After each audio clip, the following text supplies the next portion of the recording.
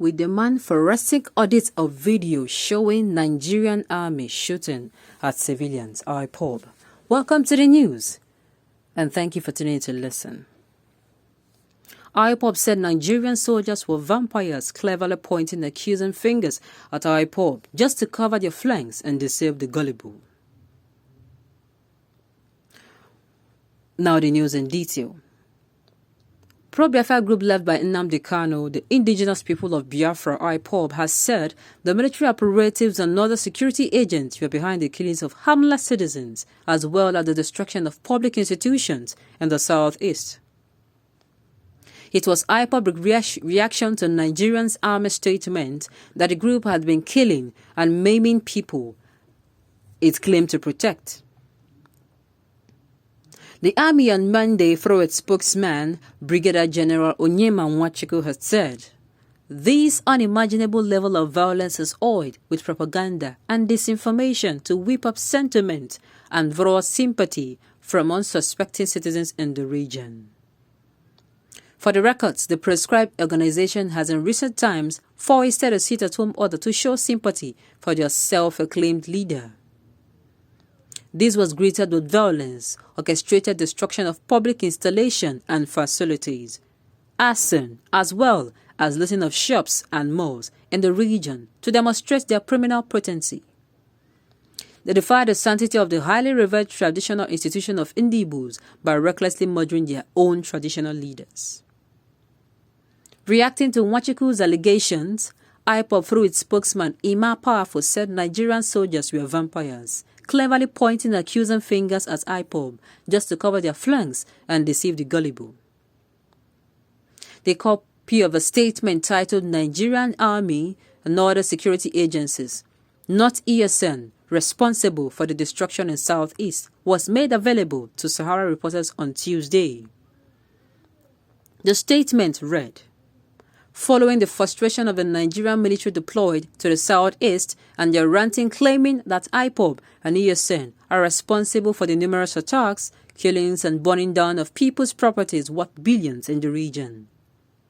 We, the global movement and family of the indigenous people of Biafra, IPOB, wish to tell the world that there is no iota of truth in such fabricated allegation. It is rather the Nigerian military and their sister security agencies that are masterminding the ongoing secret genocide and mayhem in Southeast. It is quite unfortunate that after committing these atrocities, these vampires cleverly point accusing fingers at IPOB just to cover their flanks and deceive the gullible. Nigerian army is afraid of facing Boko Haram and other terrorists in the north, but down here in the south, they have taken over the work of the police in their desperation to kill more Biafrans. No matter how much they want to twist facts, the public is already aware of their pranks. The serial killings going on now in the land of Biafra are masterminded by the military, and they cannot deny it. There are viral videos where the Nigerian army is demonstrating its might against innocent and helpless people of Agwo in Enugu State. Will they say those burning houses in the said video are IPOB and INNØCENT? We challenge them for a forensic audit of the viral video. The UN should investigate this to establish the real identity of those behind the ongoing destruction in Southeast. We wonder how Nigerian army and its security counterparts would derive joy in killing Biafrans, but Boko Haram and bandits sacked them in their barracks in the north.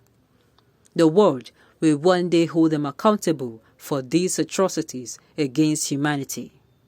The truth will one day refuse to be buried. Now, oh my goodness. Now, how will these people come out and make claims that this particular... oh my goodness. How will they come out and make claims that these people are the ones when the video viral? No, I'm not trying to be biased here. But how will the Nigerian army come and say that these people are the ones? Okay, now this audio going on, don't be surprised that the Nigerian army will also come out and say that they're not the ones, which leads us to say, okay, if Nigerian army is coming out to say they're not the ones, or these people wearing this information, they do not know these people at all. That means one thing, that the Nigerian military has been compromised. Is that it? Of course, that is it.